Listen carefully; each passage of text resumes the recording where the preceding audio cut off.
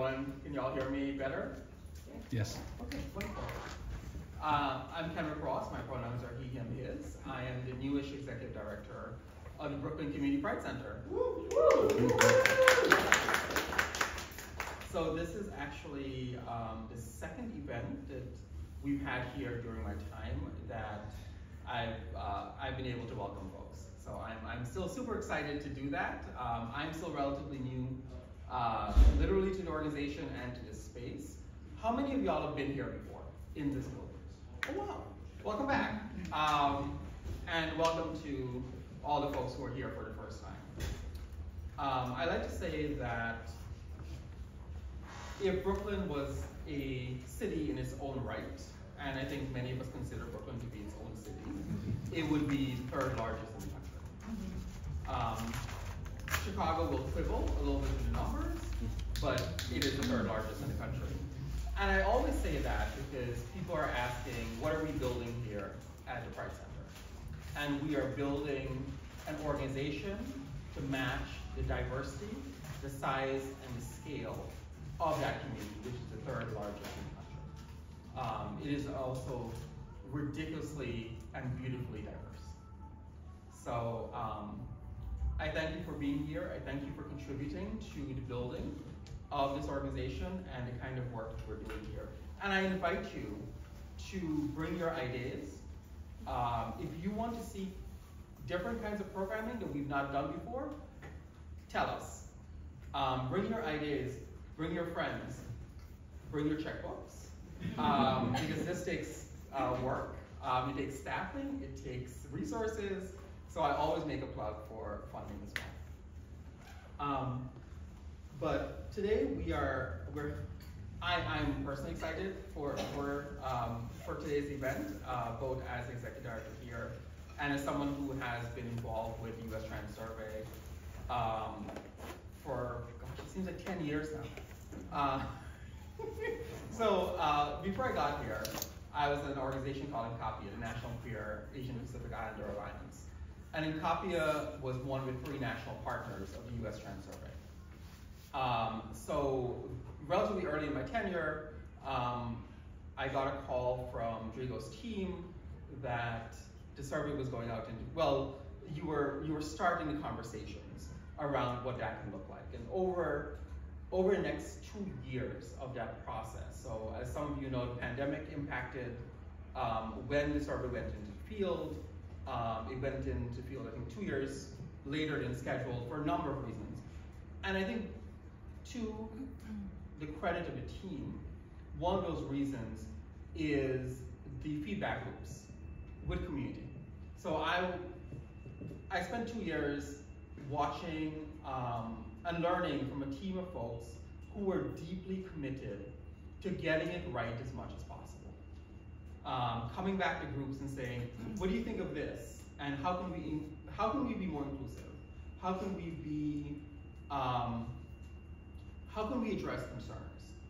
And from NCTE's point of view, we represented constituencies across the United States and the territories. So at one point, I was like hell-bent on getting folks in North Mariana Islands and American Samoa to take the survey, as well as diversifying the API constituencies that were taking the survey. So I hope we did a good job in that and to make the pool much more diverse. So I'm excited to see the findings, the early findings. I'm excited to see the breakout reports that will come in time. And I understand that that's a slow process because you're taking the same duty of care that you took in releasing the survey and conducting the survey that you are taking in analyzing all the data. I know Reggie, my former number 2 at NCTE, has been deep in the weeds of coding, and they've been super excited, and they still are, about this work. But that is enough about me and the Brooklyn Pride Center. I'm going to attempt to read Rodrigo's bio.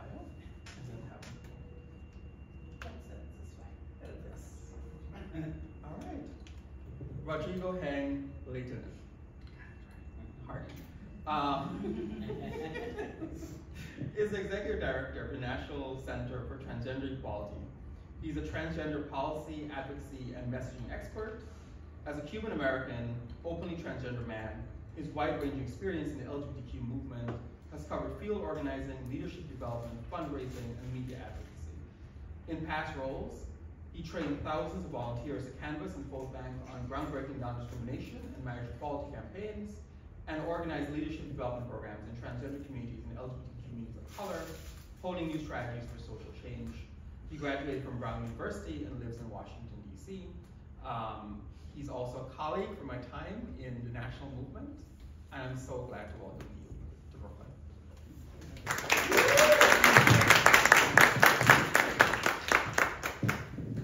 Can everybody hear me? Sure. All right, yeah. Well, thank you all for being here today. I know that everyone's busy. There's tons of stuff you could be doing out in the world. We went so above and beyond on this that whatever you ask me to do, dude, I'll do it. So really appreciate the invitation to share these findings with all of you here today.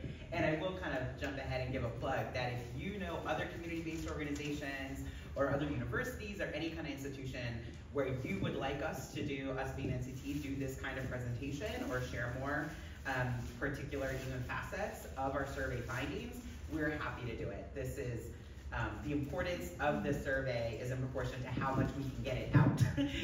It matters that we get it out in the world and in the hands of our community to then in turn be able to use it for our advocacy and our organizing.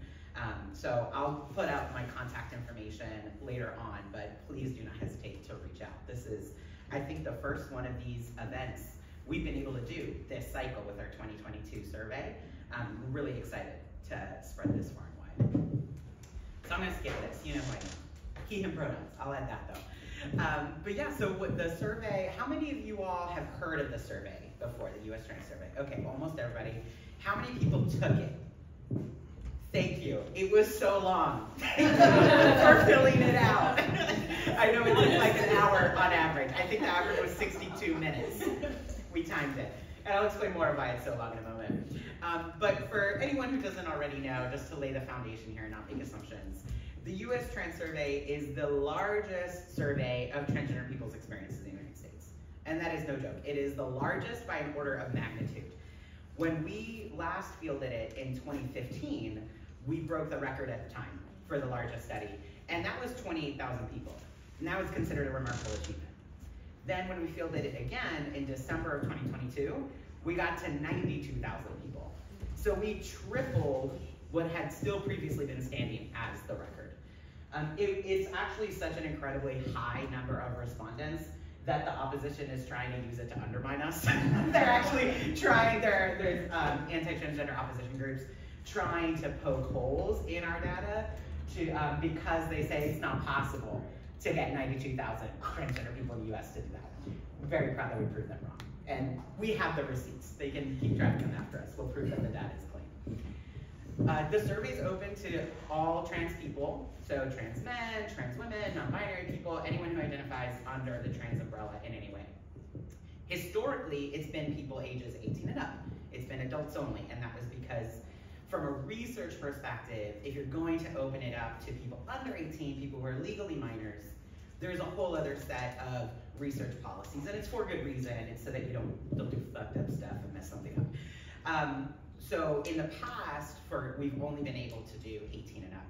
But this most recent cycle in 2022, we were able to open it to age 16 and up. We were able to do that extra work and the extra research compliance to open it up to 16 and 17-year-olds. And this is huge because, as we all know, these growing attacks against transgender people in the legislatures are largely against transgender youth in particular. So how many people have heard of these like anti-trans bills, the healthcare bans, right? And that, yeah, the sports bans. The number of anti-trans bills is escalating rapidly. It has been since 2020. But most of those narrowly target transgender youth.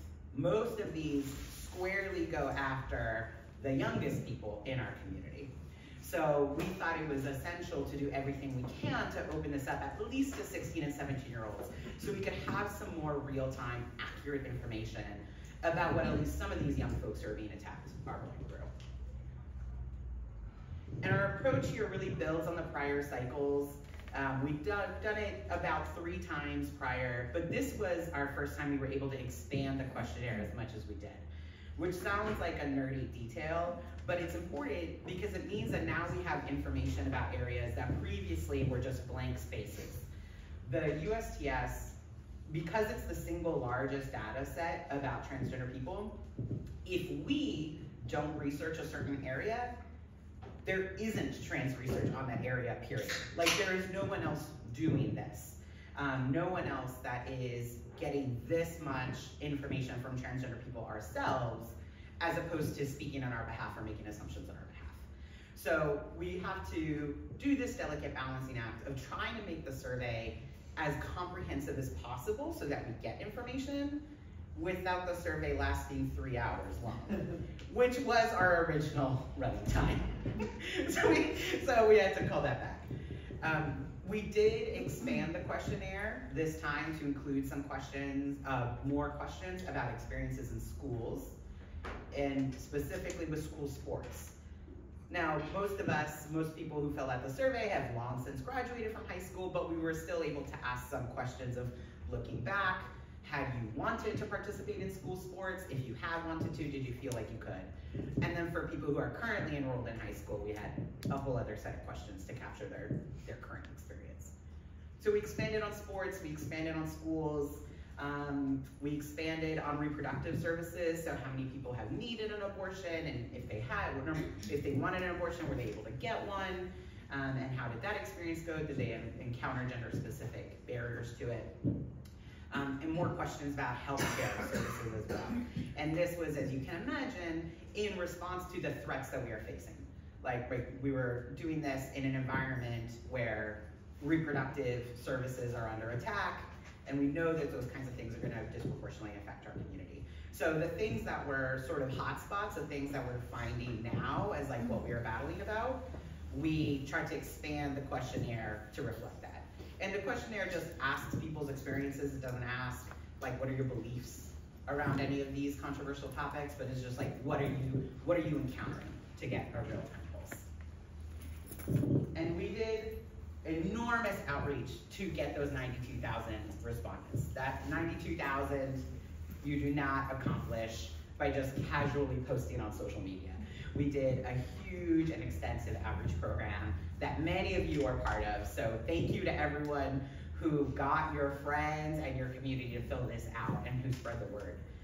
We had over 100 organizations that were part of the outreach, but 3 in particular were our largest partners, and one of them being NCTE, so thank you, Kenrick.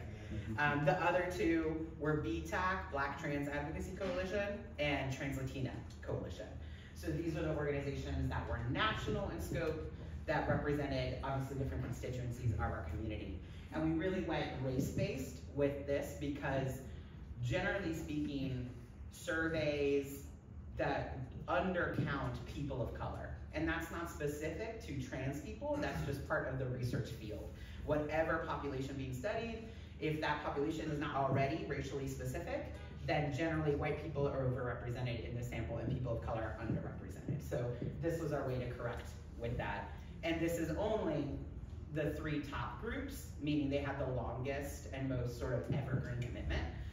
But there were dozens and dozens of other organizations that were part of this. We already talked about prioritizing BIPOC respondents. We also did a lot of extra energy and effort to reach out to older trans people. There's such a stereotype that trans people don't live long, that we don't age, that we don't get there to adulthood. But the reality is more and more of us are living into old age and are often invisibilized when we get to that stage in life. This is an issue that all elders face, not just trans elders, but is particularly pronounced for trans elders. So we did particular outreach there, also to trans immigrants, trans Spanish speakers, whether immigrants or not. So the entire survey was translated into Spanish. There was a whole mess of how to translate it in a culturally competent way. Does anyone here speak Spanish? Yeah, so y'all know how gendered the language is. It's a fucking mess, right? It is a nightmare trying to figure out how to make how to ungender Spanish in a way that is also accessible to folks with a lower literacy level. Because there's many, many creative ways out there that people have tried to degender Spanish, but none of it has reached critical mass. And so there's this balancing act of, how do we translate it in a way that is culturally competent for non-binary people who may be filling out in Spanish, or all these other myriad of gender questions in the language, but is still gonna be easy to read and will work as a screen reader. I don't know if anyone's worked with a screen reader before, but that's if you have low vision or you're blind and you use this technology that will read the internet aloud to you, or read what is on your computer screen aloud to you. And screen readers are vital, but they're unreliable when it comes to certain unconventional language. So, and we were really committed to accessibility from that perspective as well. So trying to find a way to translate the survey that screen readers would still do it well in Spanish was a whole thing. If anyone has curiosity about culturally competent translation, I am happy to talk. That was like my life for a month.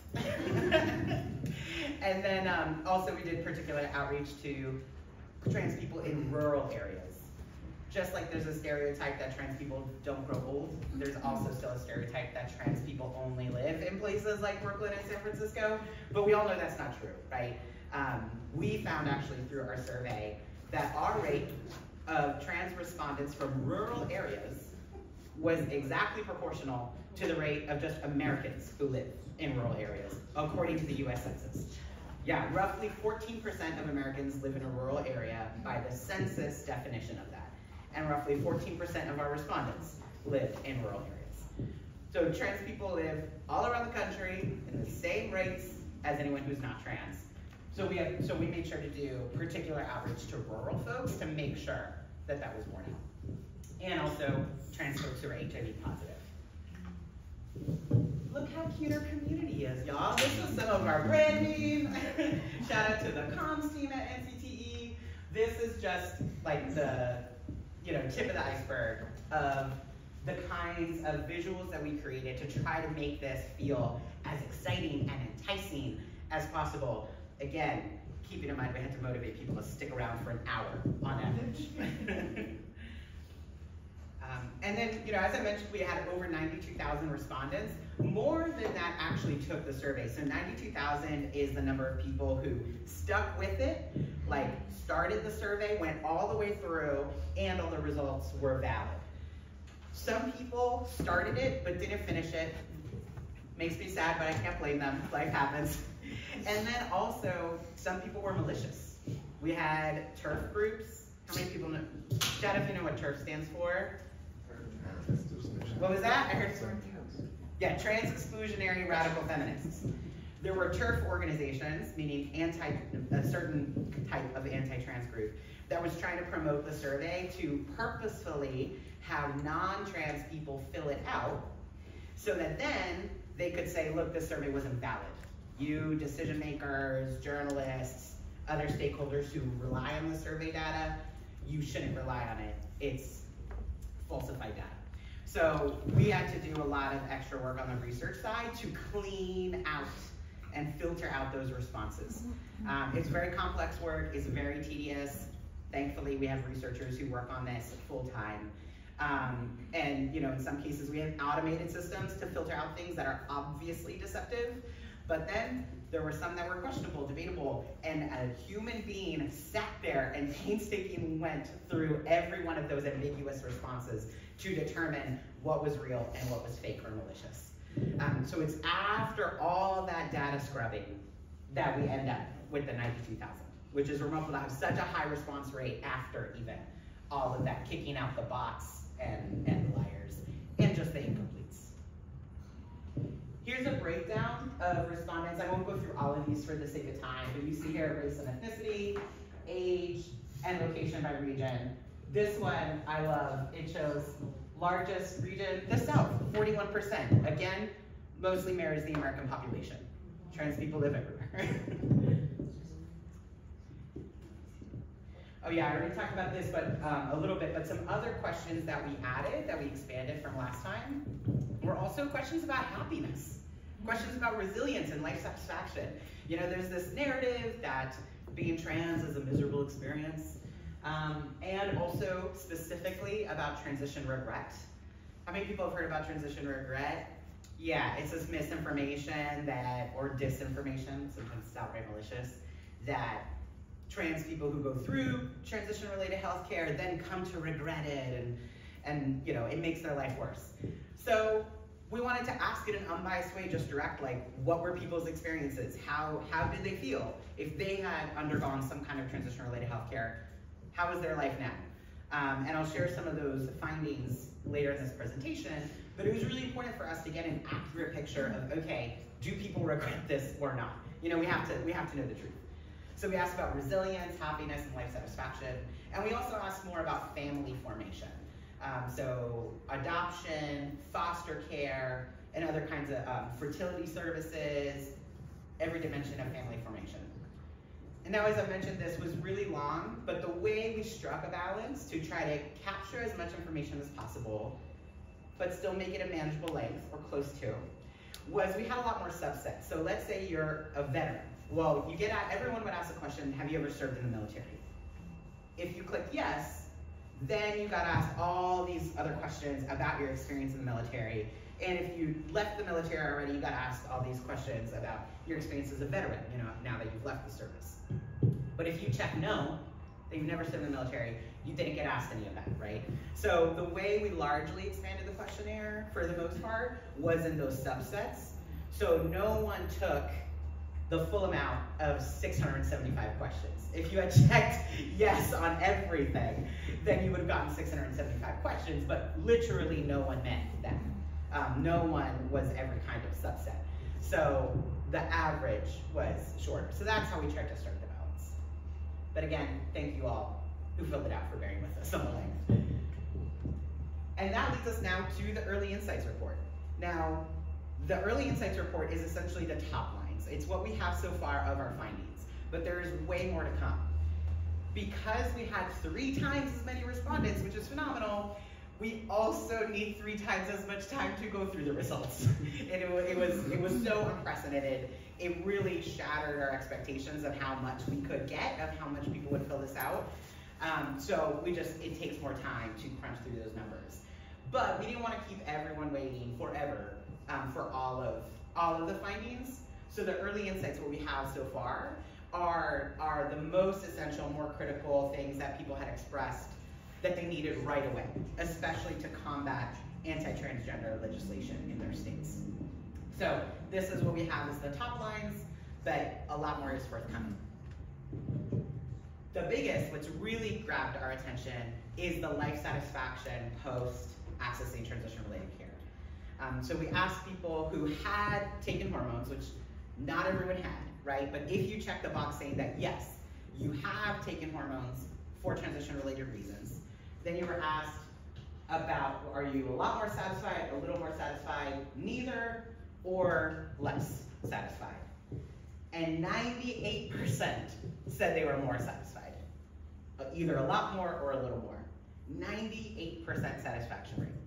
We have not been able to find any other medical treatment that results in a 98% satisfaction rate. Yeah, people regret knee surgeries, and about 1 out of every 3 people who has a knee surgery regrets having knee surgery. But virtually no one regrets going on hormones. And then this is the same kind of question, but about surgery specifically. Again, not everyone's had surgery, but the ones who have had it reported 88% a lot more satisfied and 9% a little more satisfied. So virtually universally, people are better off for having been able to access this treatment. You can find all of this at ustranssurvey.org, so I'll plug that. Check out the website. You can also sign up for our email list there, and you'll be notified that as more of these reports come out, there'll be many more and more in the works. Some other findings we have so far, tragically, over 1 in 10 still indicated that they had some severe employment discrimination, which meant they were fired, maybe when they came out as transgender, or when they were outed, that they were forced to resign or laid off because of their gender identity. 1 in 10. Almost half, 48%, have had some kind of negative healthcare experience because of being trans. So that's things like being refused by a doctor. And to be clear, that's not just about transition-related care. It's if you have a broken arm and you happen to be trans. It's if you have the flu and you happen to be trans. It's if you're going in for a vaccine and you happen to be trans. So this is just any kind of healthcare, including routine primary care. Almost half reported being refused care, being misgendered, being verbally or physically harassed, being sexually assaulted by a provider. There's almost half having had experience something of this kind of gravity. And as you can imagine, this results in a deterrent effect as well. A lot of transgender people then avoid going to the doctor when we are sick or when we are injured, as a way to try to protect ourselves against these negative outcomes. 34% were experiencing poverty.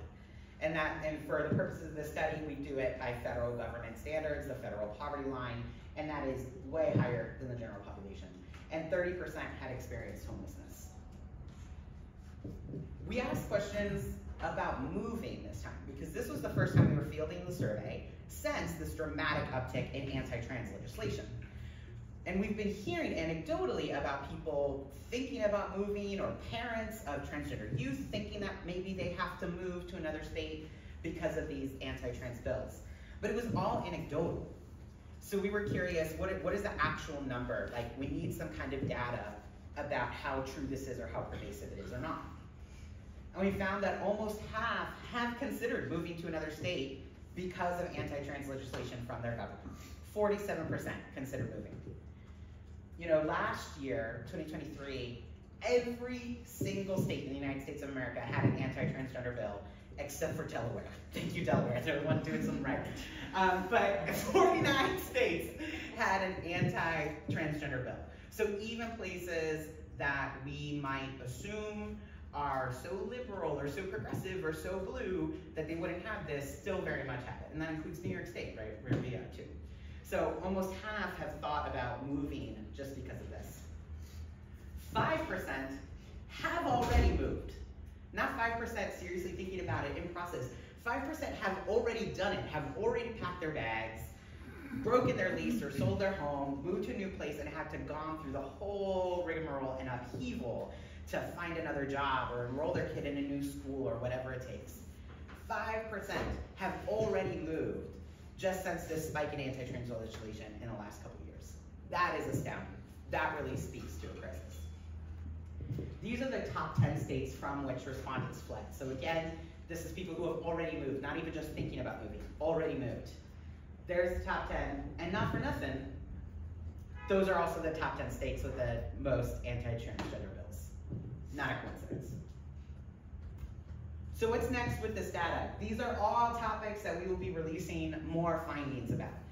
What was highlighted here was just scratching the surface. These are the topics that folks had identified for us were the most critical, that they needed these findings right away, mostly for advocacy purposes, like to be able to talk with lawmakers and other stakeholders. But there's a lot more to come. So these are all topics that we asked robust questions about in the survey, and that will come out, these findings will come out when we release the full report. Last time it was about 350 pages long, so this will be even longer.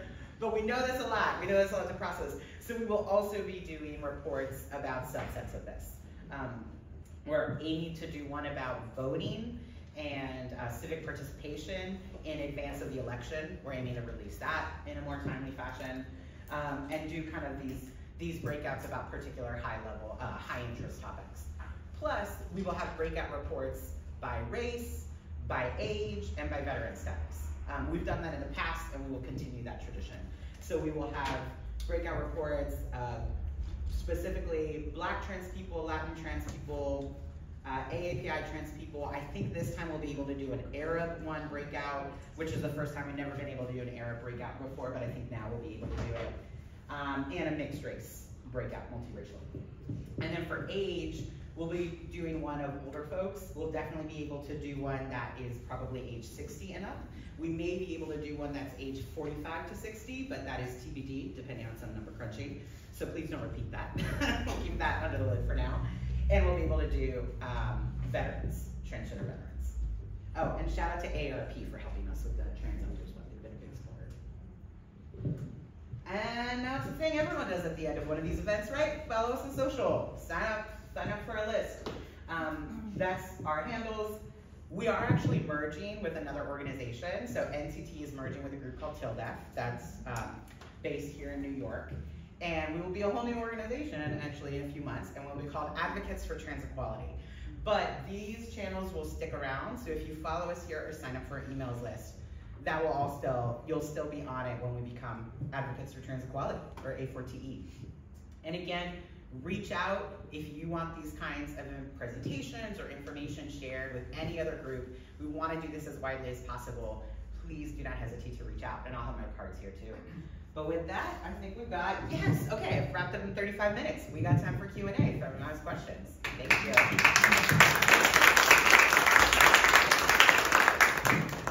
Should I pass, Kendrick, should I pass the mic around? Yes. Yes. Thank you. You have a second mic. Oh, sure, yeah, Melissa. Thank you very much. Thank you, Rodrigo. This is great. It's a great introduction to the survey. Very excited. The trans umbrella has grown quite large over the years. My interest is the breakdown of identities. You know, I think back to 1990, 2000, and so on. And so I want to make sure that we have a finger on the pulse of all the different identities that are now under the umbrella. So, because there's going to be a different set of responses based on identity, I assume. So, you know, we have all the different, you know, there used to be 2 gender identities and now there are 200. So, I'm assuming the survey is going to cover some of that. Yeah, no, that's a great point. And we've grappled with gender categorization a lot in the survey because our language changes around this all the time as a community. I mean, the first cycle we did of any version of the survey was around 2009. It was a micro version compared to what it is today. But at that time, we were using words like genderqueer, and non-binary wasn't even the dominant word. And I know that's not exactly what you're flagging, but it is just an example of how we even conceive of gender ourselves as a community is so rapidly evolving, and our survey has to keep up with it. So we ask more detailed gender questions as part of the survey. So it's not just, are you trans, yes or no, and then you continue on the survey. There's also more particular gender sort of like checkboxes, and then we are able to analyze through that lens as well. So what percentage of people are on hormones? Of the 92,329, what percentage are on hormones? I don't know offhand what percentage are on hormones. But yeah, we would be able, and we would also be able to decipher of the people who said they are on hormones, how many are trans women or trans feminine and taking that sort of like string of medication versus how many are trans men or trans masculine in any way and taking testosterone. And then, is there a difference between, you know, we were finding these, the rampant medical discrimination. Are people who are taking estrogen-based hormones encountering discrimination at any different level than people who are being prescribed testosterone-based hormones? So we're able to break down all of these kinds of subsets. Okay. And if you have more particular research questions, especially if you're affiliated with a governmental institution or a university, reach out to us, because we can also make this data set publicly available once we are done with our reports. And that allows professional researchers or community researchers to actually go through the raw files. So if you want to look at an even more particular thing like trans women in North Carolina who are prescribed hormones, you can do that. And we have enough respondents who meet that criteria. So yeah, we're able to break down in a range of gender perspectives, and we can make that data available to you if the particular question you have is not already addressed in our reports that we release. You know that, go over here, and then we'll You have another mic for something? No, yeah, it's 12. All right, no worries. My name is A. Sutherland. My pronouns are they, them. I'm the board chair of Trans Lifeline as well as a board member of Translations Project. And my day job, I work at Planned Parenthood Bunichi. So I just want to first off say thank you, Rodrigo. This was really dope. I'm really happy that you're here. I also want to ask you, what are any opportunities that people have to do these kinds of presentations in their local area? I'm specifically asking because I facilitate roundtable discussions of the New York City Council around the Marsh and Sylvia plan, and a lot of this information, if not all of it, could inform additional policy changes that we recommend for the plan. So what does that look like, and have you thought about it? Yeah, love that. Thank you so much for the question, and thank you for all your work. I would love to talk with you offline about Trans Lifeline.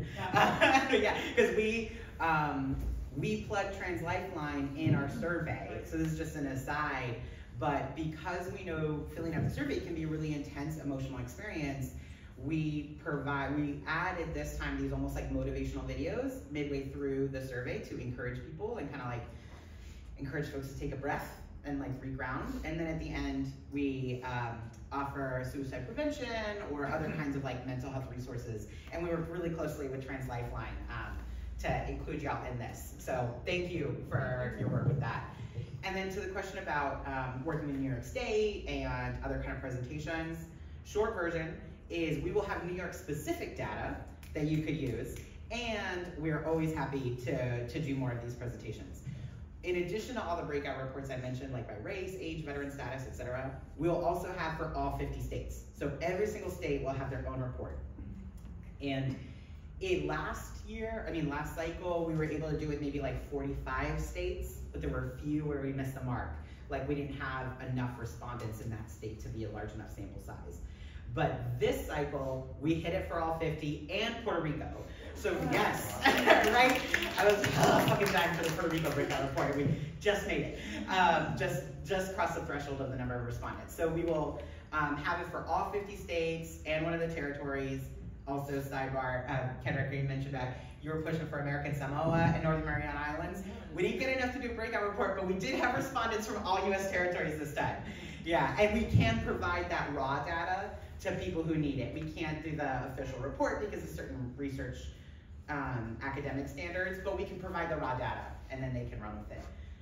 And last cycle, we had no respondents from the Northern Mariana Islands because there was an internet outage when we were cycling it. The entire US territory of Northern Mariana Islands did not have internet for the 6 weeks that we were running our survey, which is a whole other social justice issue about the digital divide. But this time, they had internet and we were able to do outreach, largely thank you to Capia. And so we did get respondents from Northern Mariana Islands. That wasn't your question, so sorry. Thank you for entertaining me on the tangent. 100%. But yeah, go ahead. Can you talk a little bit about those restrictions in having the data be accessible? Because I'm thinking like people in colleges, right, like researchers, how dope would it be for them to just easily go and manipulate the data themselves without having to go through the labor of contacting you and all this stuff? Why can't we make it easily accessible for all? Yes, so we can make it accessible once we're done with our publications, so yes. And it's already accessible for our prior cycles, so people can also compare apples to apples over time when we ask the same questions. So obviously it doesn't hold for the areas where we added new questions this cycle, but a lot of the questions still have been asked every cycle. And so a researcher could, if they wanted, pour into that raw data and pull it for 2011, 2015, and 2022. And that is the case for all the states in the last, the 45 or so states in the last 2 or 3 cycles as well. So you could even do it for New York State over those snapshots. We do our publications, and we'll probably be rolling out new reports on our end over the course of this year, like through the rest of 2024. And then probably early 2025, that data set will be publicly available. You do have to ask for it.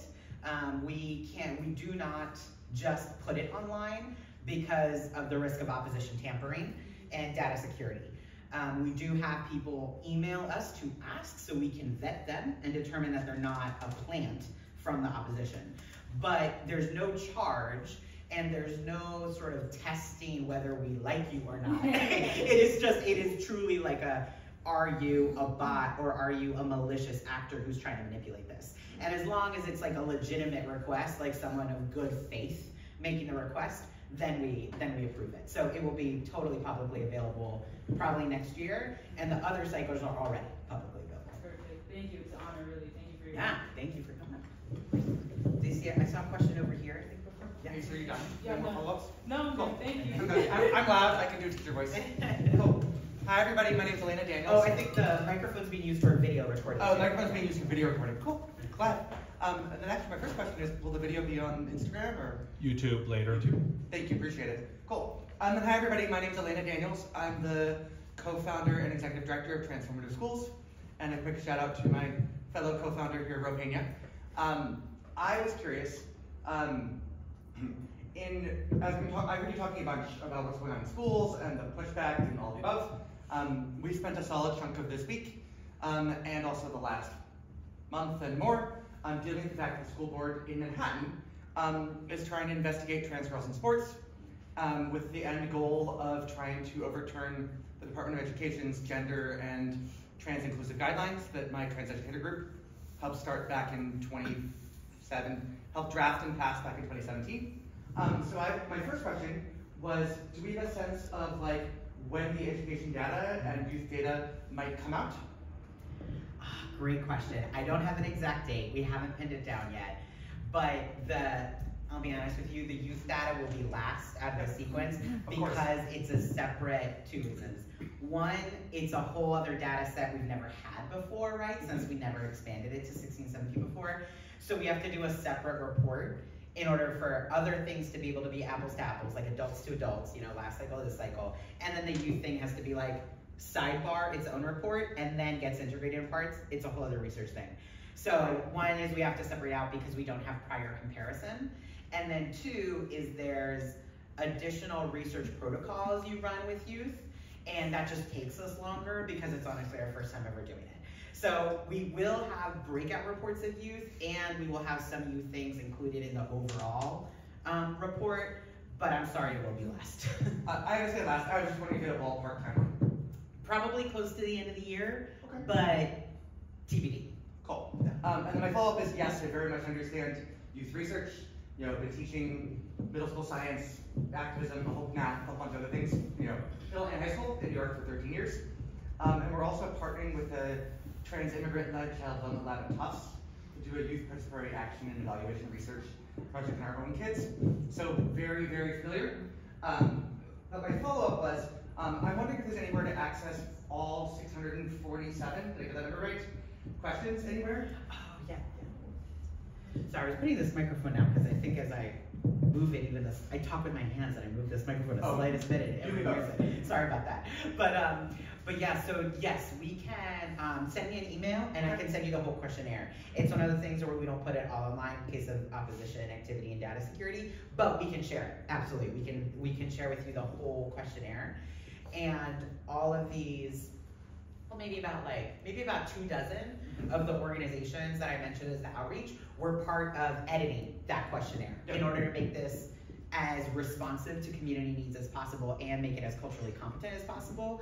We ran the questionnaire through these different community groups that represent different constituencies around the country in both English and, when relevant, in Spanish, so that they could be part of deciding this is high enough priority to keep it, this is useful, but it's not high priority enough, so let's cut it for length, etc. So it was a community process to lay out that questionnaire. But yeah, we can send that to you. Thank you for all that. And then I guess my last question is that the primary thesis behind both our school and the fact that we want to help teams of trans teachers start schools like this all over the world, and are partnering with a couple that already exist and have existed longer than we have in South America.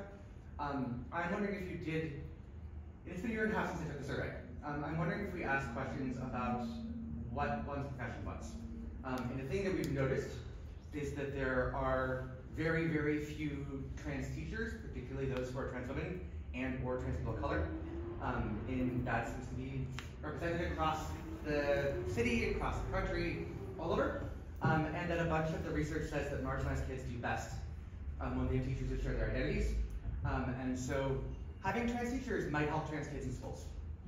That is a great question, and I would agree with that. We don't have data to probe at that, but I suspect you're right. We asked about employment status, but not specific jobs. So we did ask about, have you been employed in the last 12 months? If so, full-time or part-time? We also asked some questions about benefits, so to get at whether people have healthcare provided by their employer, so that we could unearth whether that affects other kind of healthcare discrimination or encounters. So we asked employment status, we asked benefits, and we also asked about certain sectors. So because we were trying, oh, and we asked about COVID experiences with employment, because this survey went out and it was fielded, as in like the period that people could actually fill it out, in December of 2022. And a lot of these questions are phrased as over the last 12 months. So have you encountered XYZ in the last 12 months, which means late 2021, which feels like ancient history now, but was still, a lot of folks were still reckoning with the immediate fallout of layoffs from the COVID-19, the start of the pandemic. So we asked some COVID employment questions, like, were you laid off or did you lose your job during COVID? We also asked about experiences with masking on the job, if they worked in like a public facing role during, or like customer facing role during the pandemic. But we did not ask like straight up like, what is your job? It's a great question though. And have you heard of McKinsey and Company's report on this? Oh yes, I was at their announcement about their report last Oh great, okay. So for anyone else who's not already familiar, McKinsey and Company, which is this big like management consulting fancy ass firm, they're not trans specific, but they did a whole study about trans people's experiences in employment. And so if you have more questions about employment, any dimensions of it, that's a great resource, and they have data in there about what percentage of trans people work in service sector economy or in customer facing roles, et cetera, et cetera. So that's not us, but it's still useful data. But yeah, so we have employment status, but not work. And I asked them the same question about do we have data on trans teachers, and the answer was no. And I guess my last follow-up, at least for now, sorry, I bubble with questions, part of my neurodivergent brain, is to wonder if you have a sense of when your next cycle might be, and how one might get on the list to help be involved with designing what the questions are. Oh, you stole my heart. Thank you for that lovely question, both of them. So when will the next cycle be? Probably about 5 years. We generally plan on this survey being an every 5-year survey. We had done it in 2015, and then we were ready to go in February of 2020. You can imagine why we had to delay that one, because especially the outreach dimensions were so thrown into chaos and question with the start of the pandemic. But we roughly expect it every 5 years. We are hiring our first permanent director of research. We're in the middle of interviews right now. And when that research director is in, that person will have obviously a big role in shaping the future of the survey. So hypothetically, this could change, but if it did, it would be for it to be even sooner. Hopefully we'll be able to tighten it so that there's even less than 5 years in between cycles. But more or less, expectation is 5 years. And then in terms of being part of it, to edit the questionnaire, send me an email. The way we do this editing of the questionnaire is, as I mentioned, the community involvement part, which there's like a whole system for an organization joining this outreach process. And there's some community researchers too, of 2 different categories. So you and I should talk individually. But thank you for being interested. Thank you. I think you had a slide that had the list of who was, and that was one of the ones I didn't catch. Of the organizations? Yeah. Yeah. I think it's at the end, wasn't it?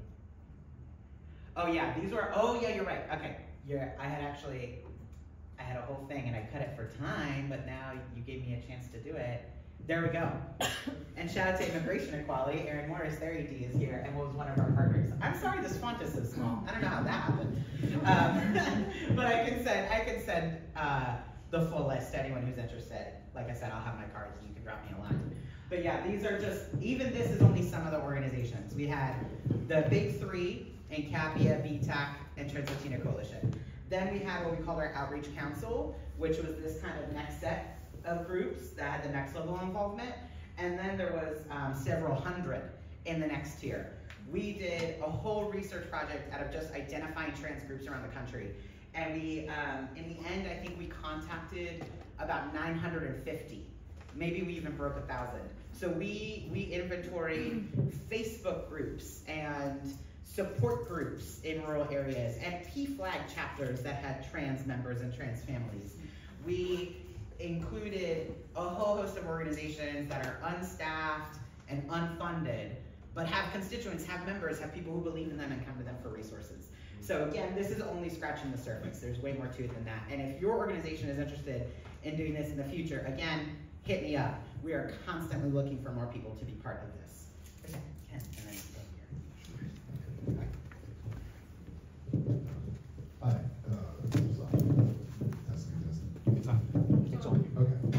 just couldn't hear myself. Hi, I'm Ken Morales. I'm a data scientist in the Attorney General's office. Rodrigo and I went to college together. I was curious about. Haven't seen each other in 15 years. What's up? I like this episode. I was curious about the survey respondents that you identified. There were attacks from adversarial organizations. I was curious how many of that 140 odd that you thought were likely to be someone trying to attack the survey, and what that process was like. How were those weeded out, and were there any IP addresses in New York that you might have? For example. I love that nerdy question. This was another slide I had to cut for time, but now you give me a chance to do it. So data cleaning. How many did we have to scrub out that were malicious? I don't know offhand, but I know we know organizationally. I just don't, because I'm not a researcher. But I can get you that number if you hit me up. But the responses that we had to filter out were for a range of reasons. So one category of it were malicious actors. As I mentioned, turf groups did a particularly high-profile, visible attack. But there were also other more grassroots, for lack of a better term, opposition attacks. Or not really grassroots, but they were smaller scale. So the turfs were particularly well organized. They're horrible people, but they know what the fuck they're doing. They were really strategic about it. There were other groups that were sort of lower key in a way, like they didn't have as broad of a reach, but there were still like these like individual prongs. We could see, when we're in the field, so roughly 6-week period, we track daily responses and submissions, and we're able to see if there's spikes. And when there is a spike, we investigate why there is. Sometimes it's because we did a certain promotional piece. Sometimes it's because, oh, we just did an email blast, or one of our partners just did an event. As an aside, we did a lot of in-person events for this survey. This survey is online, but we know not everyone has internet access at home or in a stable environment. So in order to make this still accessible for folks, especially lower income and or in rural areas where there's less broadband access, etc., we worked with community groups to do in-person events. So like at a local library or community center like this, we would send them tablets. We would like physically mail tablets to that community group, and that community group would then set it up and have like a 2-hour pizza night or something where folks could fill it out. And also that increases likelihood that all of the respondents will go through and stick with the whole survey instead of abandoning shit, right? Because they're in a community process. So that's an aside to explain that sometimes we would see a spike in submissions, and it's like, oh, that's right. It's because we just had 3 in-person events on a tribal reservation in North Dakota. We know why we're seeing this uptick in respondents from North Dakota. That makes sense, that's valid. But sometimes we would see a spike and be like, we don't know what the fuck that's about. There's something shady.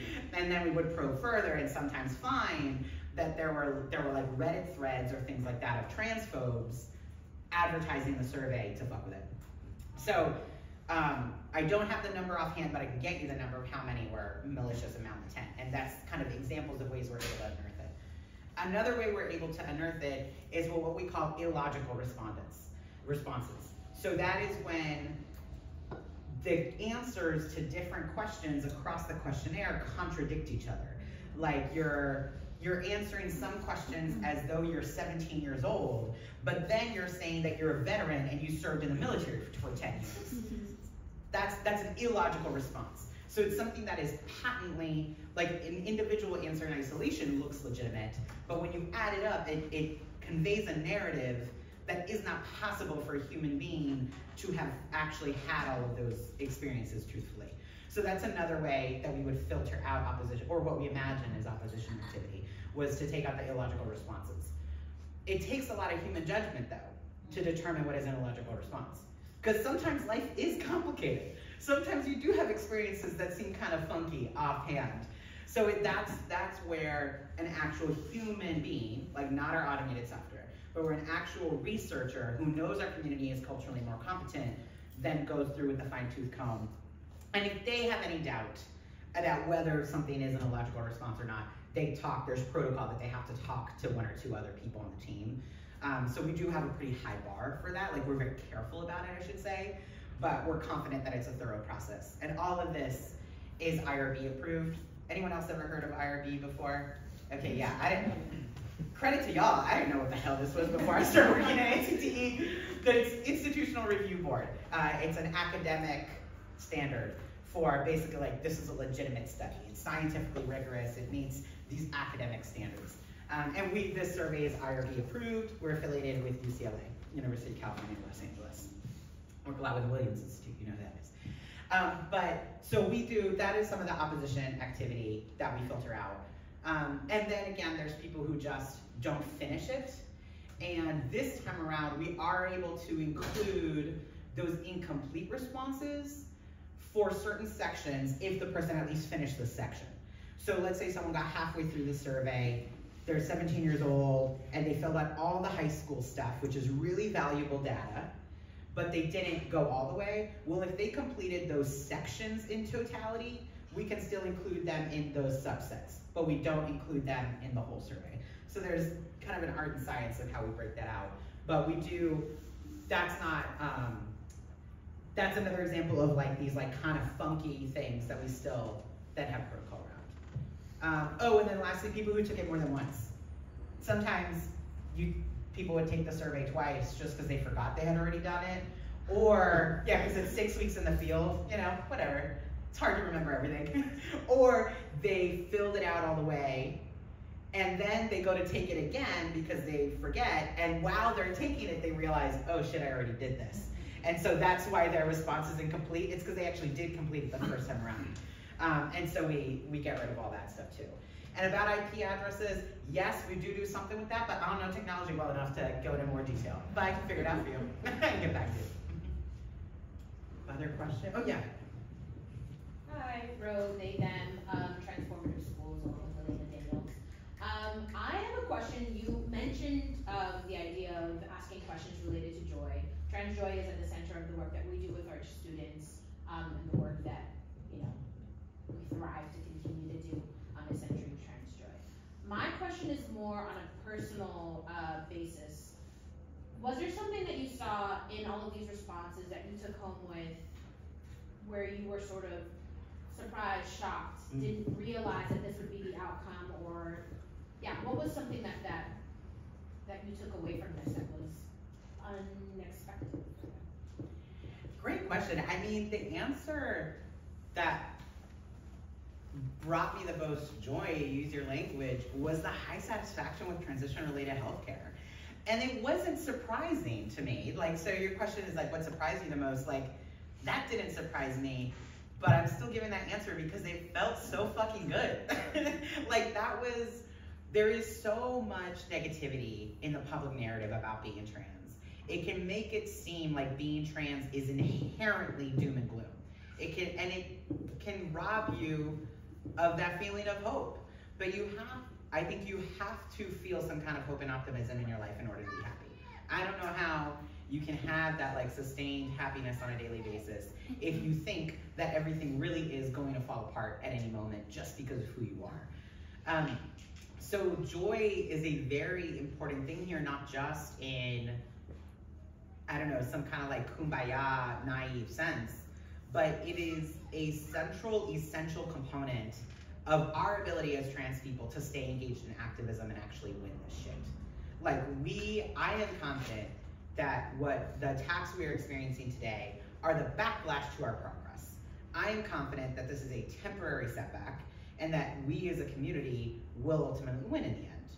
Now, whether that victory takes a longer or shorter amount of time is on us and how strategic we are and how resourced we are. But I'm confident we can win if we fight. And the thing is, we as a community are gonna give up the fight if we don't feel like there's any hope and optimism out there. So all that to say, like, that feeling of joy and being able to like actually almost like quantifiably measure that joy is essential to our activism. It sounds so naive, it sounds so Pollyanna, but it is how we win. So I loved seeing those high levels of satisfaction, and I loved seeing it on healthcare, because to me that painted a picture of a community that's on the upswing. No matter what the fuck they say about us, we actually know how to make ourselves happy, and we know how to get this done no matter what. So I drew a lot of inspiration from that. I am determined to spread that gospel and a lot more of that resilience and life satisfaction data is forthcoming. So what's shared here is healthcare specific because again, that's what people really needed to fight back against the youth trans healthcare bans that are being proposed in states. But there's more of that coming. That's not just gonna be about healthcare, but it's about happiness, resilience, and life satisfaction in a broader sense as well. And just to be clear, I'm not really someone who knows too much about the scientific ways of navigating this, but how young in age are y'all going to survey? And also because that takes in the factors of parental care and guardianship. Is there a way where guardians will be able to take this survey for their, 2-year-old through, 5? Great question. We have been trying to figure out a way to do that. This survey was the first time we included youth as defined by legal minors in any dimension. And this time it was age 16 and up. So really the new is 16 and 17 years old. We have thought about, can we eventually go younger? Because we know people are coming out as trans or at least questioning at younger and younger ages and are disclosing at least at younger and younger ages. So we've thought about, can we go younger? How young can we go? That is a longer term vision question and will largely be shaped by that incoming director of research who I mentioned we're hiring.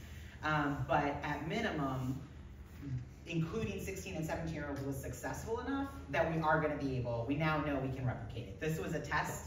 If this had gone badly, we wouldn't be able to include minors at all anymore. But this went well, there was responsiveness, we were able to hold the data security line. This worked out well enough that we are able to at least can confidently continue with 16 and 17 into the future. And then to the second part of your question, which was about parents and guardians, we've also dreamed about doing a unique parents, guardians, family, some kind of figuration survey. Because we know there's a lot of parents who are really actively involved with their trans kids. We know we are in an era where although there are still tragically kids being kicked out, there are also parents who are going into like mama bear, papa bear, parent bear mode and like really fighting hard to protect their kids, to their credit. And they're really hungry for a way to share their family's experiences. And there's a lot that we can learn for our activism and advocacy from hearing what are these families' experiences, what are they encountering on the ground, what is it like for interacting with other parents at their school, what is it like interacting with the teachers, to your question earlier. There's a lot that we would benefit from knowing about those family dimensions of the experience. So we would like to do something. We haven't been able to get there yet because of capacity, but that is our hope, that is our dream. And also just want to say thank you so much for you being here and doing the work that you're doing. Thanks for coming. More, oh yeah. And Kendrick, feel free to, anyone from the Pride Center, feel free to shut us down if I'm going too long here. It's your call because I know you have something else as well, so. Oh, yeah, thank you for reminding me. I'm meeting with Bernie, the voice of New York City subway. Do you all know about her? Yeah. I'm meeting her later this afternoon at Penn Station, which I guess like where she works sometimes. Anyway, so She's going live? That's so yeah, live announcements. But thankfully I have a little bit more time. Thank you, Dr. Thank you so much. My name is Catalina Calle, and my pronouns are she, her, hers, ella, and I'm from the New York Women's Foundation. So thank you for being here. Thank you for the Brooklyn Pride Center for this space and inviting us all. I'm very curious about the Spanish portion of the survey, and would love to hear what was the decision at the end, or what are the many multiple options of gender inclusive Spanish approaches, and also what informed that decision. How do you got there? Thank you. I love that question. Thank you for asking that, because I'm low-key fixated on this topic of culturally competent translation. Do not have a solution, because no one has a fucking solution. It's just a problem, but I love wrestling with this problem, so thank you for that question. So far, we've only translated the survey in English and in Spanish. So first of all, we have been unable because of capacity to do it in other languages. We would like to, it would be important to. We did Spanish first, and we did it last cycle as well, because it is the most common language after English in the US. But that still doesn't include our entire community. It does not include all trans people.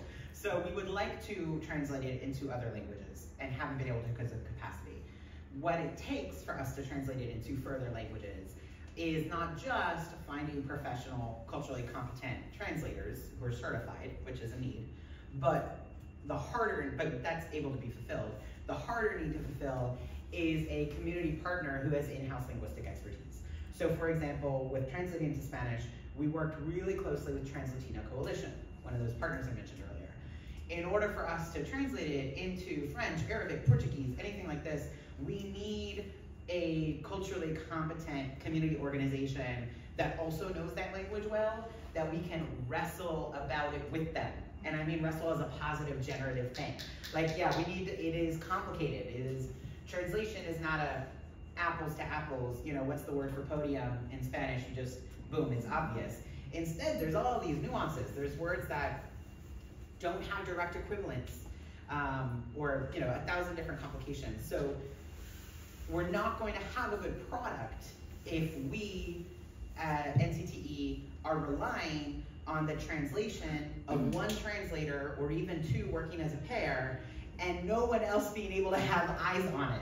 Someone has to be able to cull through it and then ask questions and engage in a dialogue and a back and forth. We thankfully have that in spades with Spanish, but we don't have that as yet in other languages. So if any of you do, let me know. We are desperate for it. We would love to translate this into additional languages. So then to your real question, the core of your question of how do we do it in Spanish?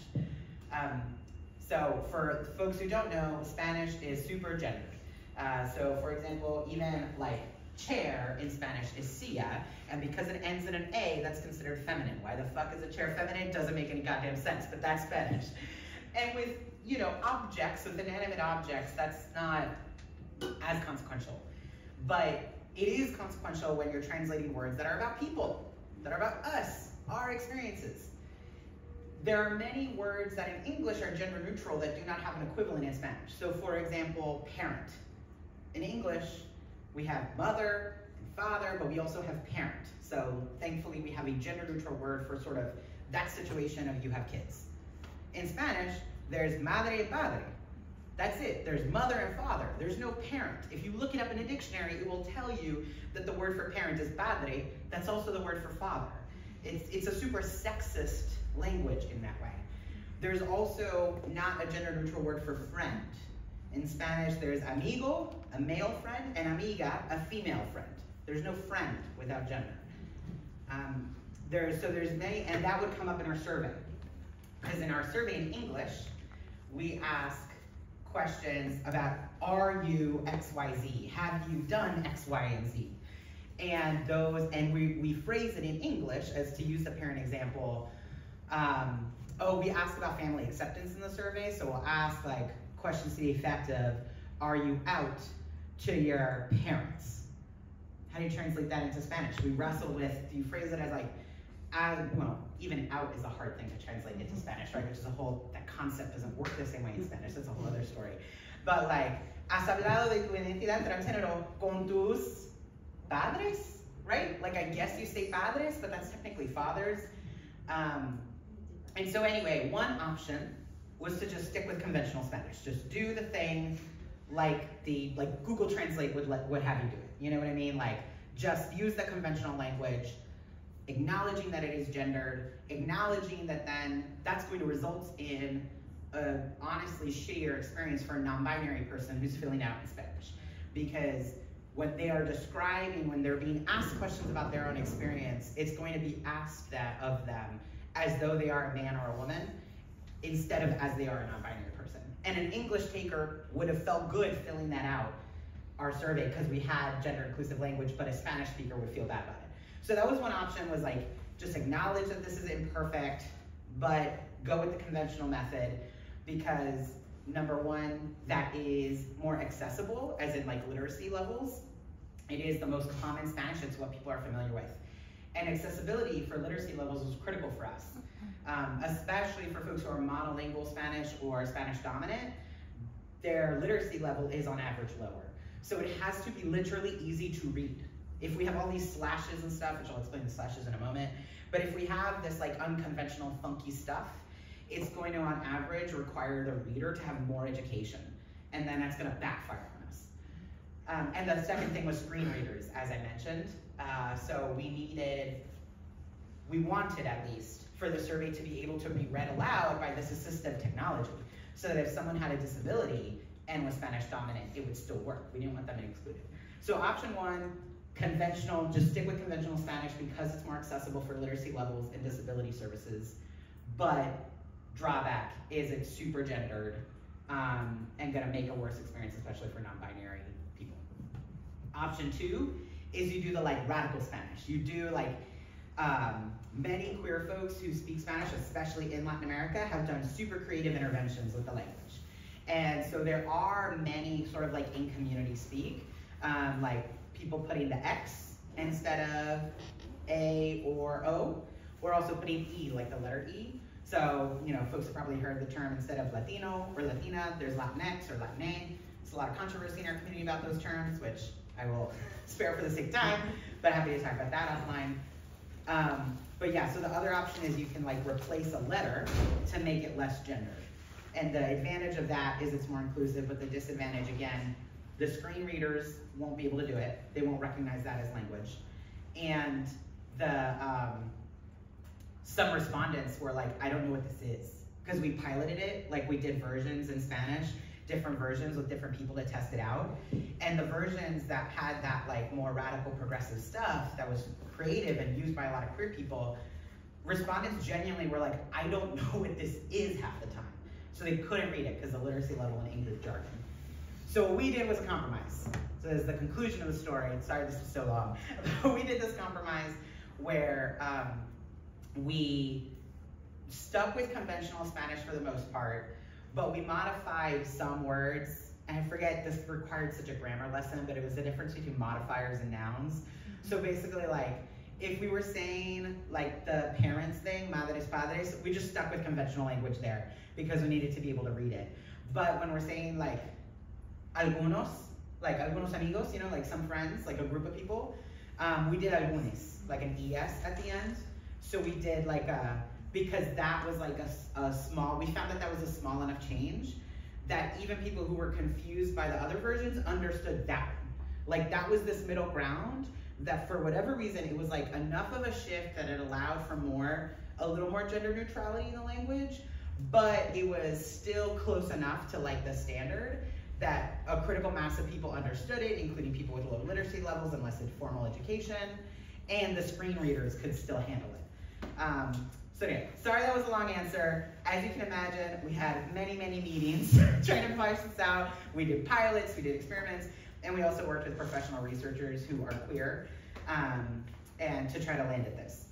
All of this might be a different conclusion next time we do this, because as these more radical linguistic interventions become more common, maybe the literacy level thing isn't a barrier anymore. So in 5 years, maybe we can do something different. But for now, this is what checks as many of the boxes as could be checked. What we really ultimately need is an overhaul of the entire language, but that is out of our scope. Thank you so much. Yeah, thank you.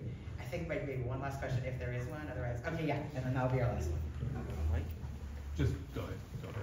All right, my name is Chris, and I teach swim programs both for youth and for adults.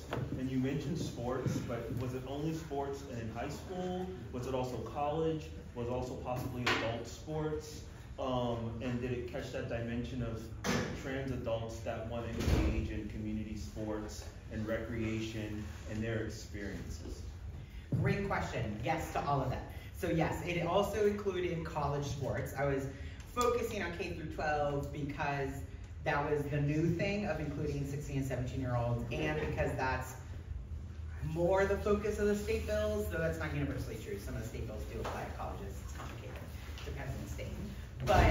But yeah, in the survey, we did ask about college sports. So if the person indicated that they were in college, then they got asked questions about that. And then also, yes, adults were asked about looking back, their experiences, even if they were out or not at the time. And we did, I know we entertained questions about recreational sports, like as in present day, today, as an adult. Do you want to like play in your kickball league? I know we drafted them. Honestly, I can't remember if we included, if they made to the final cut, because length was such a consideration. But hit me up, and I can let you know. Yeah. All right, thank you for indulging me and going long. Thank you, everybody, for being here. Hey y'all, I'm gonna take 2 more minutes, and then you can take all right. He's a celebrity. To thank your team, and also just very quickly touch on our experience at Incapia with the survey. So when I reached out to Rodrigo about having an event, I was like, oh, can somebody on your team Zoom in? And he responded like 2 hours later, he's like, I'll do it personally. And I think, so I'm honored that you would be here for the first event that I've done here as executive director. But more so, that is the culture of his team. So they were amazing in taking our questions. I think we were super annoying because we'd come back and say, well, so many people in our community don't necessarily identify as trans because that's a very Western concept, right? So we were trying to explain things like Pacific Islander identities, and then we brought in Utopia, and then South Asian identities, we brought in Paravar, and they were so open to listening and learning and teaching us about how we can do this better. And they were also super, super good at telling us what we could not do to preserve the professionalism and the standards of the survey. Like somebody could not translate for somebody into a different language, and those are really, really super things. So there was no doubt about the data. So I do want to thank you and your team for being amazing folks. They took our questions, they appeared on every Zoom we asked for. They gave me a reference for this job. So they were great. The final thing I will say is if you're looking for space or convenings for your organization, around the survey, around anything, around next steps for this, you're welcome here. So just let us know, and we're happy to host you. And you are always welcome here. Thank you so much. There's still some food, and